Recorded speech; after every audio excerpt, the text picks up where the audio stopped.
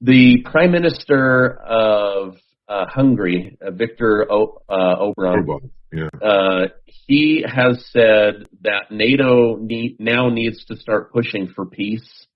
Many of the top nations have balked at his comments. Do you think it's because these NATO leaders believe that going for peace would be seen as weakness, or worse, as a loss? Or what is the reason to keep pushing at this point? I think the leadership in Paris, Berlin, and London, as examples, is at least as remote from reality as the Biden administration is. These are, this is your globalist elite, the people that believe in a world that doesn't exist. They think they're fighting Russia because Russia is a nationalist state. They have a national identity, a national language, a national culture. Ergo, we have to destroy it. Remember, these are the people that have been inviting millions from the Middle East and Africa into Europe. They have been welcoming every single potential danger to their society as a returning faith, as something good. In other words, they want to do to Russia what they've already done to Europe, which is severely weaken the place. Look at the economic policies. Catastrophic. The Germans just shut down their last nuclear power plant. Well, no matter how much you may not like nuclear power, before you shut all of your plants down, you should have some alternative that works. No, they're shutting everything down, and the alternatives don't work. I mean, if you think you're going to, survive on wind turbines, you've lost your mind. And the lifeblood of all civilizations and successful scientific industrial development is cheap energy. You got to have it. So they've essentially robbed themselves of decades of positive growth and impoverished themselves. This is the elite that thinks it's right and refuses under any circumstances to accept anything else. So they look at what's happening and they say, well, the Russians still haven't moved much further now than they were a few months ago. In other words, the Russians control about 24% of Ukrainian territory. The Russians have never cared about the territory. They care about destroying Ukrainian forces and killing them. They want to demilitarize and, quote unquote, denazify Ukraine. Well, if the Ukrainians are coming to them repeatedly in vast numbers and allowing themselves to be killed, you don't move very much. When that ends, they'll move. Maybe then these people in Western Europe will wake up. But, I kind of doubt it. I think they're going to have to be thrown out of office. And if the Europeans don't throw them out, it could be the death of Europe. These people are a catastrophe. They're a disaster. Britain is in just as much, if not more, serious trouble. So, to answer your question, it's an ideological problem.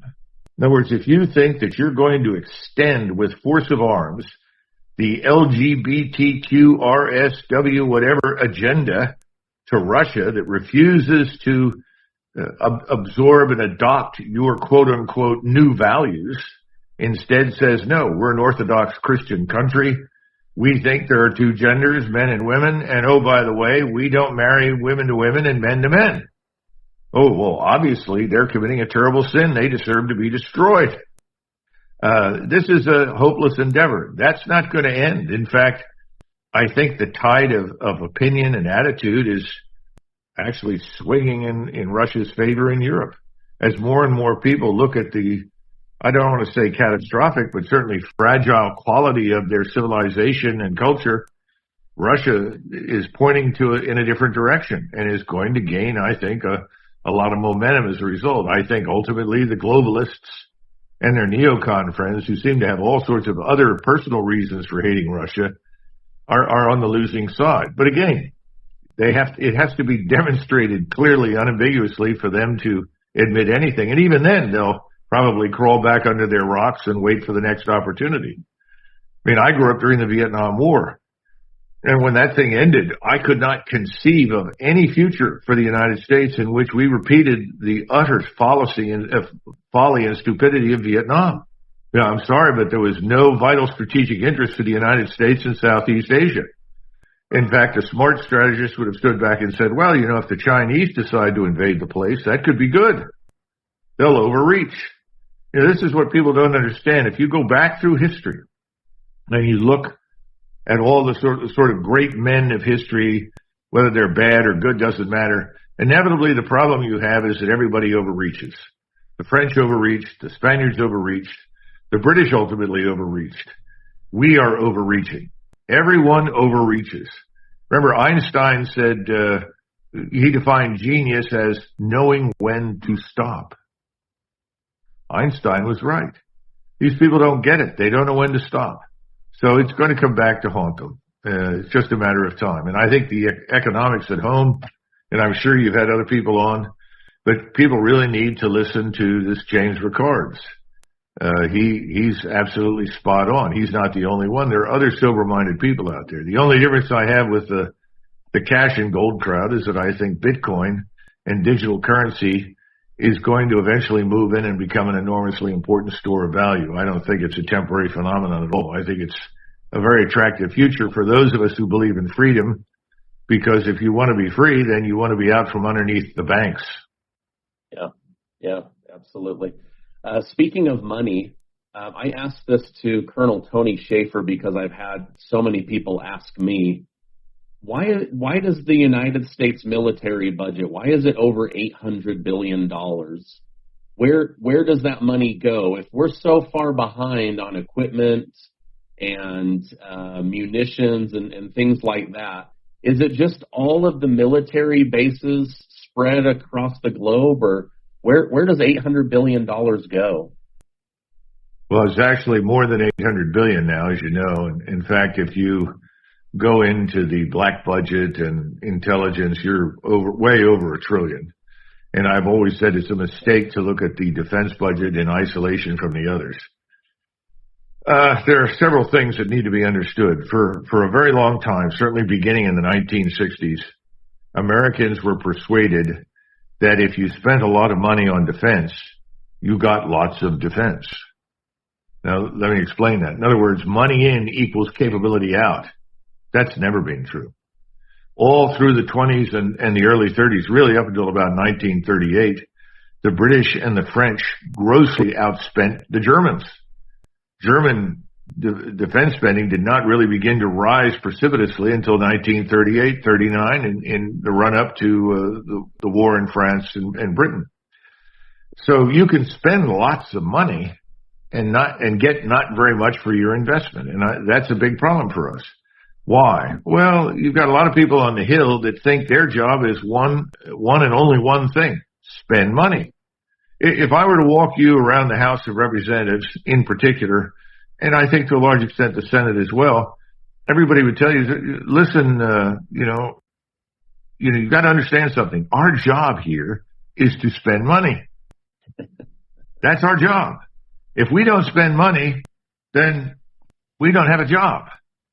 Well, that's also tied to re-election and sustaining investments in places and things that benefit your constituents.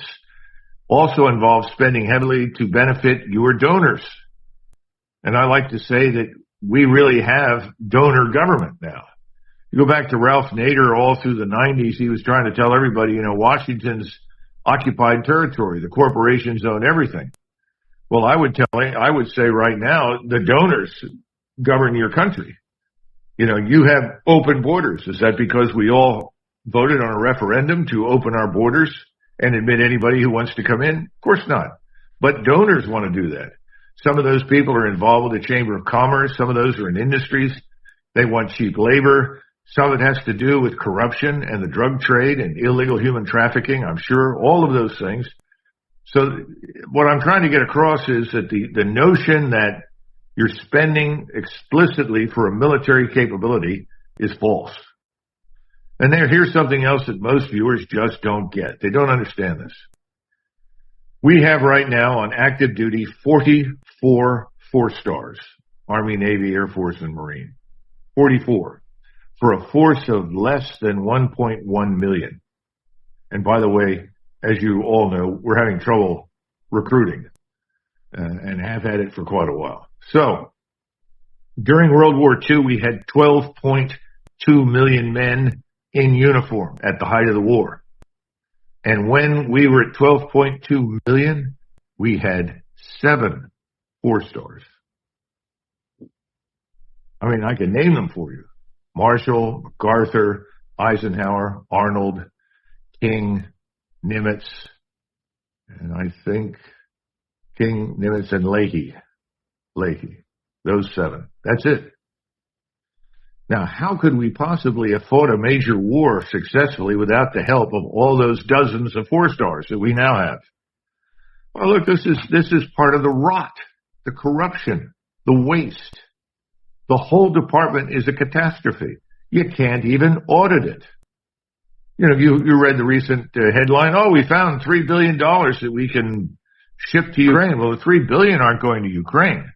Some cash will go over there. That does, because you got to pay the government, pay the Ukrainian army, pay for those kinds of things. But most of it just goes from Congress, at least on paper, to the Department of Defense. And that, of course, goes through the Treasury. And then from the Department of Defense, it's recycled back into the defense industries and various contractors. Then it shows up again in the form of donations to political action committees and re-election campaigns and so forth on the Hill. If you want to know why people come to Washington as sort of average middle-class people and then 10 years, 20 years, 30 years later come out as multimillionaires, there's a reason. We did not create a government that was designed to enrich the people that participate in it. Far from it, but that's what we've got. So you can make a lot of money in Washington, D.C. in government if you're on the right subcommittee, if you have the right donors, if you do the right things. How many times have you heard, well, I'm sorry, I'd like to vote for what you want me to vote for, but I can't do it.